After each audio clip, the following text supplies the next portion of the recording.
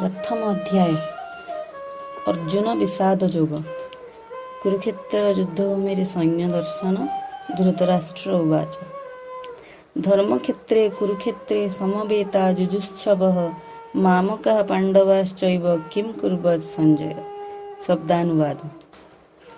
धृतराष्ट्र राजा धृतराष्ट्र उवाच कहिले धर्मक्षेत्रे धर्मक्षेत्र तीर्थस्थान कुरुक्षेत्रे कुरुक्षेत्र नामक स्थान समवेता समवेत होइथिबा जुजुत्सव युद्ध करने को इच्छा करुथिबा मामकाः मो दल बा मो पुत्र माने पांडवाः पांडपुत्रगण च एवं एव निश्चित भावे किम कौन अकुर्वत से माने कले संजय हे संजय। अनुवाद। धृतराष्ट्र कहिले हे संजय मो पुत्रगण एवं पांडुपुत्रगण युद्ध करने को इच्छा करी तीर्थक्षेत्र व धर्मक्षेत्र व कुरुक्षेत्र नामक स्थान रे एकत्र होई कौन कले। भावार्थ। भगवद गीता भगवद विज्ञान अटे।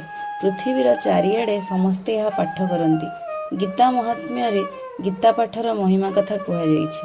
सेथिरे कुहाଯାଇଛି जे व्यक्ति भगवान श्रीकृष्णंकर एक भक्तंकर सहायतारे बड़ जत्नर सहित भगवद गीता पाठ करने उचित एवं सेथिरे कौनसी व्यक्तिगत व्याख्या बा मतामत न जोड़ी ताहाकु बुझिबाकु चेष्टा करिबा उचित।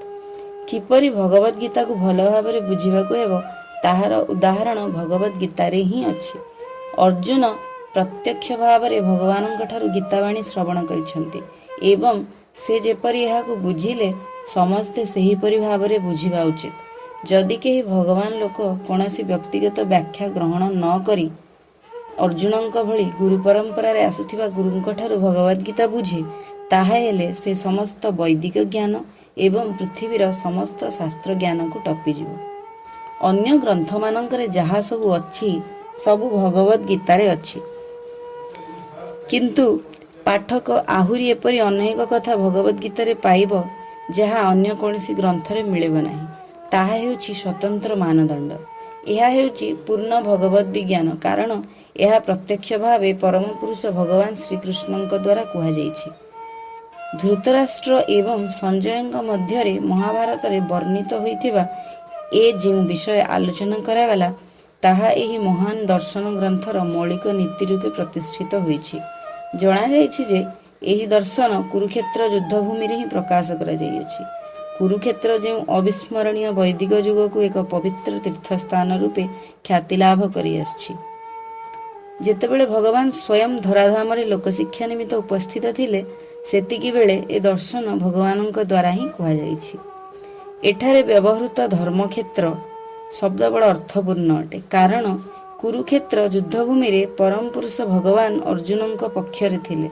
कौरव मानकर पिता धृतराष्ट्र युद्ध रे तांको पुत्र मानक विजय संबंध रे बड़ संदिहान थिले। एही संदेह रे पड़ी से तांकर सचिव संजय को प्रश्न कले जे मो पुत्र और पांडुଙ୍କ पुत्रगण कौन कले। से एकथा भल भावरे जानिथिले जे तांकर पुत्र एवं तांकर सान भाई पांडुଙ୍କ पुत्रगण युद्ध करने निमित्त दृढ़ निश्चित होई कुरुक्षेत्र युद्धभूमि रे एकत्र होइछंती। तथापि तांकर प्रश्न बड़ गुरुत्वपूर्ण। भाई भाई मध्य हेउथिबा युद्ध रे गोटे आपोष मिलामिशा होई जाऊ एहा से चाहू नथिले किंतु ए युद्ध रे तांको पुत्र मानकर भाग्य कौन हबो ताहा ही से जानिबाकू चाहुथिले। जेहेतु कुरुक्षेत्र रे युद्ध हेबाकू जाउछि तेणु धृतराष्ट्र बड़ शंकाकुल होई पड़िथिले जे युद्ध उपरे धर्मक्षेत्र बा तीर्थस्थानर खूब प्रभाव अछि।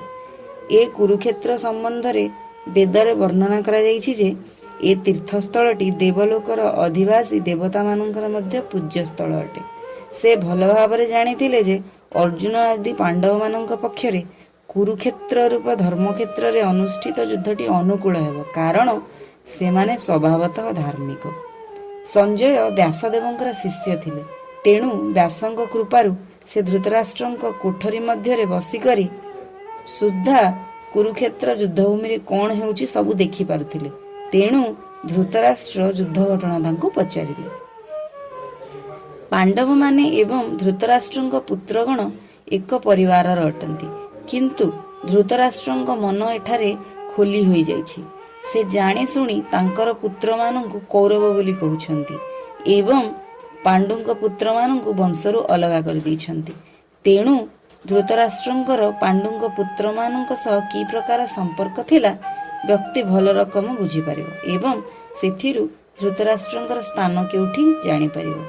ଯେପରି ଧାନ କ୍ଷେତରେ ଅନେକ ବାଳୁଙ୍ଗା ଥାଏ ଏବଂ କୃଷକ ସେଗୁଡ଼ିକୁ ଉପାଡ଼ି ଫୋପାଡ଼ି ଦିଏ, ଠିକ୍ ସେହିପରି ଏହି ଘଟଣାର ପ୍ରାରମ୍ଭରୁ ଧର୍ମର ପିତା ଭଗବାନ ଶ୍ରୀକୃଷ୍ଣ ଉପସ୍ଥିତ ଥିବା ଧର୍ମକ୍ଷେତ୍ର କୁରୁକ୍ଷେତ୍ରରେ ଦୁର୍ଯ୍ୟୋଧନ ଆଦି ଧୃତରାଷ୍ଟ୍ରଙ୍କର ପୁତ୍ରଗଣ ଏବଂ ଅନ୍ୟମାନେ ଅନେକ ଅଦରକାରୀ ବାଳୁଙ୍ଗା ଯେଉଁମାନେ ଥିଲେ, ସେମାନଙ୍କୁ ଭଗବାନ ଶ୍ରୀକୃଷ୍ଣ ସମ୍ପୂର୍ଣ୍ଣ ରୂପେ ଉପାଡ଼ି ଫୋପାଡ଼ି ଦେବେ ଏବଂ ଧର୍ମରାଜ ଯୁଧିଷ୍ଠିରଙ୍କ ନେତୃତ୍ୱରେ ପରିଚାଳିତ ପୂର୍ଣ୍ଣ ଧାର୍ମିକ ବ୍ୟକ୍ତିମାନଙ୍କୁ ପ୍ରତିଷ୍ଠା କରିବେ। ଧର୍ମକ୍ଷେତ୍ରେ ଓ କୁରୁକ୍ଷେତ୍ରେ ଶବ୍ଦର ଯାହା କିଛି ଐତିହାସିକ ଓ ବୈଦିକ ଗୁରୁତ୍ୱ ଥାଉ ନା କାହିଁକି, ଏହା ହେଉଛି ପ୍ରକୃତ ତାତ୍ପର୍ଯ୍ୟ।